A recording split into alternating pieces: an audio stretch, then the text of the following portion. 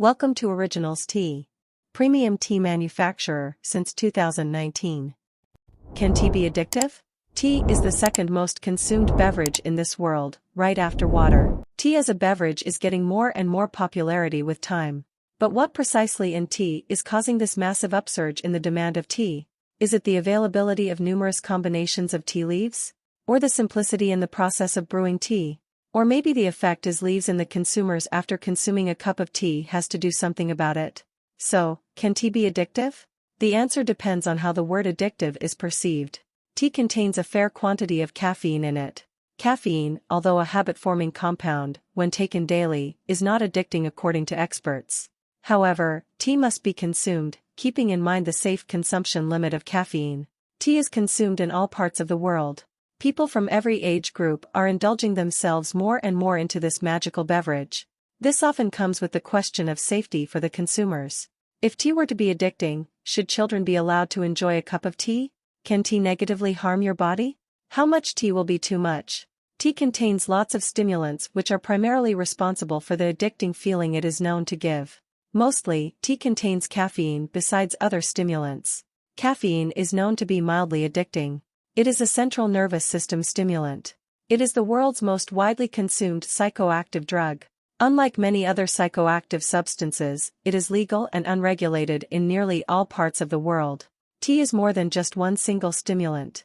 Tea contains other stimulants like theobromine and theophylline. Also, tea contains a unique amino acid called L-theanine, which has some fascinating effects on the brain. Each of these stimulants has some unique effects on the human body. Caffeine. A pharmacologically active compound, caffeine is the most well-known stimulant that is present in tea. The quantity of caffeine present in tea is very minute. A cup of tea can boast of about 26 to 35 milligrams of caffeine per 100 gm of tea. The amount of caffeine in tea varies with different types of tea leaves used.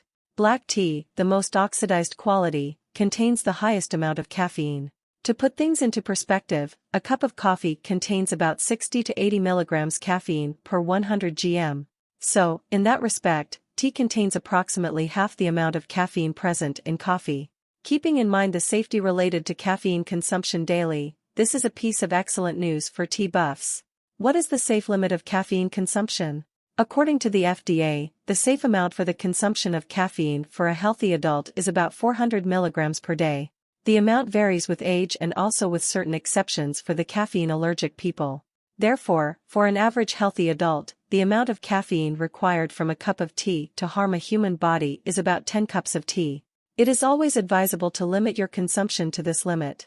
Considering the above point, it is safe to assume that the caffeine in tea is very minimal, which can hardly harm your body if consumed within limits.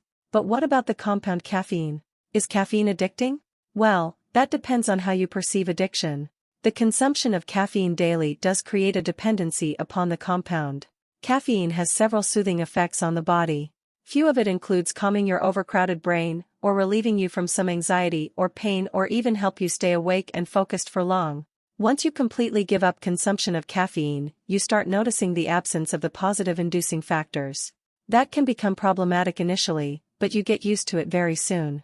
In severe cases of caffeine dependence, the absence of caffeine in your body suddenly can cause specific withdrawal effects like headache, fatigue, anxiety, irritability, depressed mood, and difficulty in concentrating. No doubt, caffeine withdrawal can make your life difficult for some time.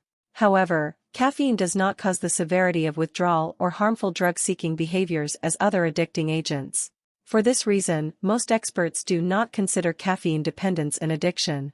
Other stimulants in tea. Theobromine and theophylline, belonging to the xanthine family of compounds, theobromine and theophylline perform their function best when combined with caffeine, bringing forth several physiological advantages to support the psychological effect engineered by caffeine.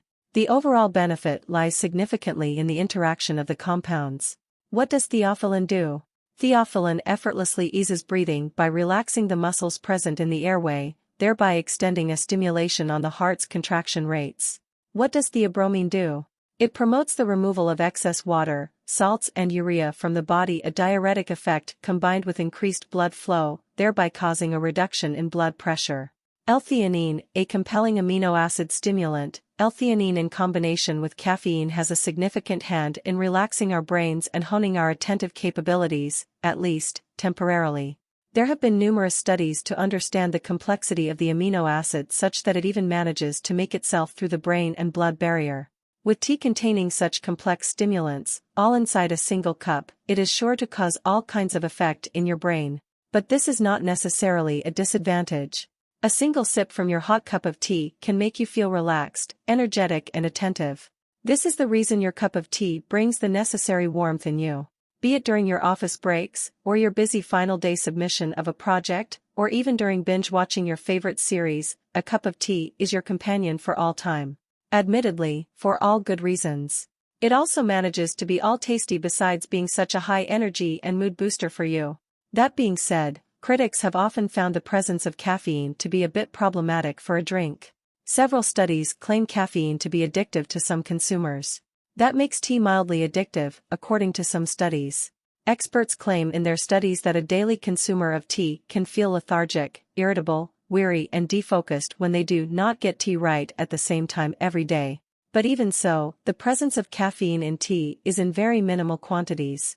When taken in controlled amounts, tea is neither harmful to your body nor addictive.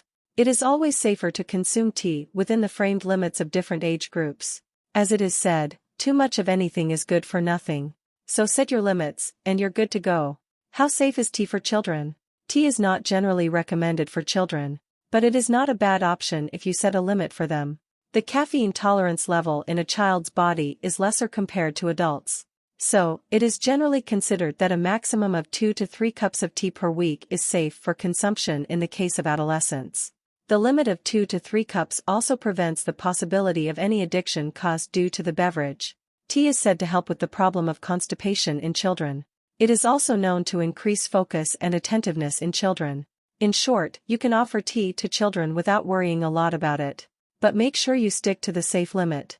If you plan on offering tea to a kid, it is always preferable to provide a cup of either green tea or herbal tisane.